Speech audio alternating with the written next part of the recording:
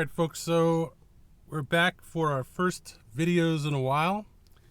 It's been an interesting beginning of the year. We're almost in June here, and I have not really made any videos, golf videos, for a couple of months, 2 or 3 months. Been kind of busy on a couple of things, so I'm going to try to knock one out here. And in the meantime, as I have another video coming up about this, I have upgraded sort of by accident, longitudinally or horizontally, one of the two, from my Samsung S6 Neo to a Google 6A. I guess it's a Google Pixel 6A phone.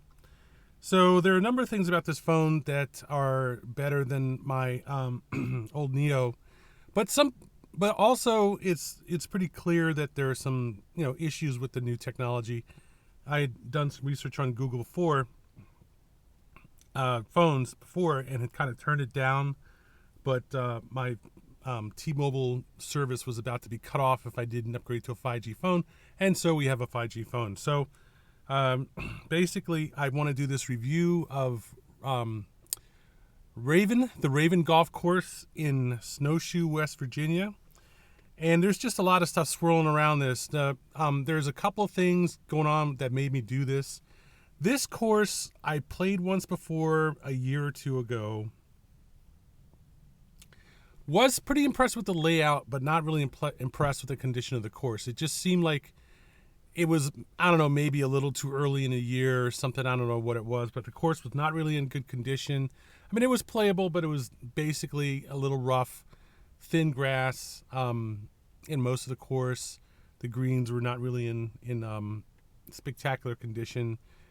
Like you see a lot of courses in early in the year, maybe around April, where it's not too cold but not too warm, and it hasn't been warm enough for the course to really come to shape. And so there are a couple of things that stood out for the course beyond that.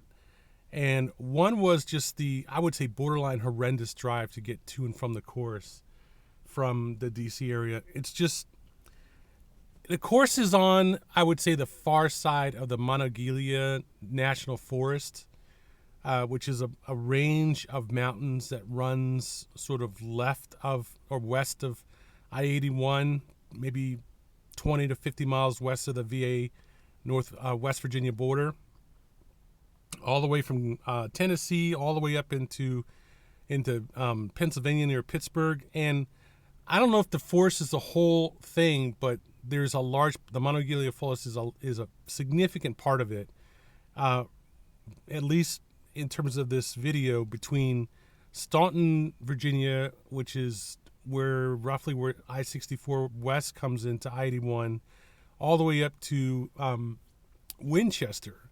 Winchester, Virginia is a little bit north of I-66, maybe about 20 miles north, and it's really kind of out of play here, but at the same time it's not, because the road to Romney, West Virginia runs all the way out from Winchester, and it's just sort of like the northern side of the area in which you need to go through to get to this course. One way or the other, you need to go somewhere between I-66 or certainly Winchester on the north, and then you have to go between Staunton at the south, I-64 to I-66. So that's about two hours worth of driving on I-81 south. And the problem is, if you go west and you go south and west, say out 81 down to let's say Staunton or JHU or James, what is it? Where JHU is, basically. I forget the name of the town off the top of my head, but if you go that way and then go out, say 250, which is by far the recommended way I would say to go out there, it's about a 3-hour drive down Staunton, depending on traffic, and then another 2 hours out 250, and then you go west on 66 once you get to Snowshoe proper to get to the course. So Snowshoe is about 40 miles west of 250 once you come down out of the mountain reserves for the third time. But it is at least a tolerable drive that way. I have made the mistake twice, and I swear to God I will never do this again. The first time I took, I guess it's 98 or something, and 250. I took that northeast, thinking I'd try the recommended thing that's on their website and come around the northeast, sort of parallel to 81, and then come around the top and catch 66. Do not do that unless you either live in the area or you are a serious masochist, because it is so long in terms of time, so many turns. Even if there aren't a lot of stoplights in a lot of places, it's a nice drive, but still it's so long and so many turns. It'll take you 4 hours to get even close to 66 that way. Then you have another hour to drive back into DC. So just mind-numbing amount of road going that way. That will put you in Tennessee if you go down straight down I-81. So I just wanted to mention that without question, in my opinion, it is just much easier, much better to take 81 back. So you want to go down to Staunton, or at least to where JHU is, and then take 250 out. Don't miss the turn at Moscow, because if you miss the turn at Moscow, it will take you north, right back up towards Winchester, and add another hour that way, going through the very top of the mountain reserve where the fire road is, up there where the fire station is. And then you got to come back down 250 south from there to 66 to the course. You just made it a 6-hour drive just by missing one turn. When I left there this time, I took 250. I just said, screw it, I'm taking 250 until 250 runs out. And I took 250 north instead of south. It was part of my mind just kept telling me over and over again, this is wrong, this is wrong. You want to go south? And I was, nope, because I don't want to go down to White Sulphur Spring, which is way down 64 west. And I didn't want to go that way. And by the time I got a little bit nervous and turned my GPS on, I was almost into Petersburg, just west of Petersburg, and Sulphur. And there's a town up there called Sulphur or Smoke Hole. Yeah. That's west on 250. To get to where Smoke Hole is from 250 west, 250 west goes all the way up, straight up towards Pittsburgh. Okay, I went straight north out of the course, and I was way west. And then I had to come all the way back over by 55 through Smoke Hole, through another couple of famous or infamous resort towns. Petersburg, which is a nice place, but not really worth going there more than once or twice. And then get on 55, which is the highway that comes out of Staunton going, or is it Staunton? No, the first exit south off 66, and then it goes all the way out to Deep Creek. So after 3+ hours of driving, not to mention my GPS taking me down in some literal holler back down in the middle of West Virginia in these mountains, wasting a good 30-40 minutes doing that, I ended up on the same road that I take to go to Deep Creek to play golf. That was at least an hour coming down that road back towards whatever town it is, just at the sort of right where where 81 and 66 combine, just south of that, and then catching 66. It took me freaking 6 hours to come back that way. Never again.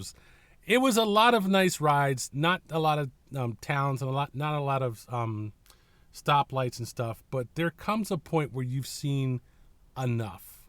You just want to get home. You just want to get out of the car. You want to put your feet up. You want to sit down and chill, or at least stop somewhere and have dinner for an hour. And I just personally like to be home before dark. So my whole plan was to get to the course, start my round at 11, play until about 3. And literally it took me 3 hours at the most to play the round, but be back before dark. And in this case, I'm talking about 8 o'clock, 9 o'clock at night. And I just barely made it back home after leaving there at 3 o'clock, got back home at 9 o'clock that night for a ridiculous 6-hour drive. After I left early the night before to sleep in a rest stop halfway there at Staunton. And that was 2 hours. So then from Staunton to the course, it still took me another, I'd say 3 to 4 hours going up 250, going the short route. So, all in all, before we even get to the actual course, I have just recorded video with my phone, and then I had to figure out how to actually get it into a coherent video. I was able to get them all patched together, so you have about 10 to 15 minutes of video of me actually playing old school kind of recording. Not me, but from my perspective. And then just a short summary at the end. And I will just say this one thing I haven't said yet about the 6A. It's a nice phone. It does take decent pictures, maybe a little over sharpened, and the videos are nice, not quite so over sharpened or too much contrast. But what it does have is the one feature I've been looking for a long time, and which is going to make my DSLRs look pretty sad.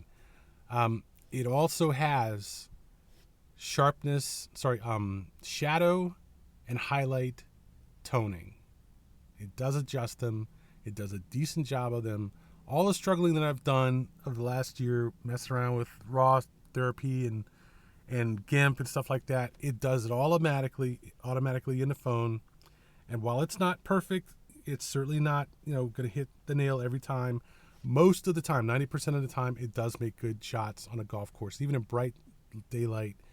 And I think this is probably what I'll be doing for a while. The only problem with it is the files. The files at 4K are large. My laptop is old and slow. My main workstation, I gave the monitor away when I moved out to Arizona last year. I haven't got a new monitor for it, so it's been sitting in my backpack for 6 months. It would have knocked this stuff out in 4K without a problem. Anyway, I have to do another video about what I've been doing in the meantime for the past 6 months. We'll get to that. It's entertaining, but for now, please enjoy this video of me playing the Raven Golf Course. One of the better golf courses I've played. This course is almost exactly what I'd want a golf course to be. And I can only think of a couple of courses in the next 200 miles around DC that are better courses. It is one of the best golf courses, one of the best mountain courses, one of the best values. They charged $100 for a round for me to play there at 11 o'clock in the morning. And the course was in very good condition, and the grass was really nice.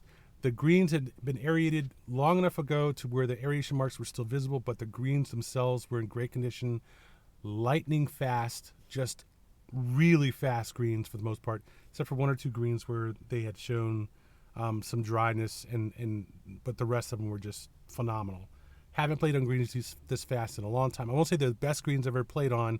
Certainly I can think of other courses, even in Montgomery County, where they're better greens, but these were really good. And for the 3.5 hours of golf, I was almost crying finishing the first side, although I started on the back side. Still almost crying because I was 2 hours done, and it was going to take me at least twice that long to drive back home.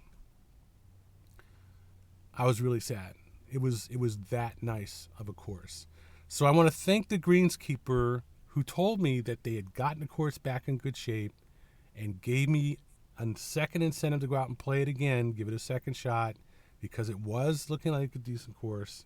And I went out and tried it again, and you get to see the benefit. This is going to be about, I don't know, maybe half an hour worth of video, but this course is very, very good. And if you ever feel like you really need to go to a course that's just a couple of notches above even some of the really good courses that you probably played in the DC area, this course is worth a drive. It's just, you've got to make a day of it, and don't go too early because there's too many deer out there running on the roads, and don't go too late because you'll get back at like midnight. Awesome. If you stay in the area, West Virginia somewhere, it's worth it. Play it twice. It is awesome, an awesome course, except for possibly one or two holes where there's a road that runs by the course to get to the clubhouse past these two holes. And it just doesn't have a lot of water on it. It has some There's definitely some water on the course, but it doesn't have one of those big lakes. It's not like you're playing on a lake front, like some courses I can think of in Kentucky. Definitely not like you're playing on the beach, like South. What is it? The one down in San Diego. I can't remember. Torrey Pines, and it's not like it's way out there in the mountains like Bethpage. It's not ideal. I won't say that it's ideal, but it's pretty damn good. That's the Raven Golf Course in Snowshoe, West Virginia. That right there is 15 minutes.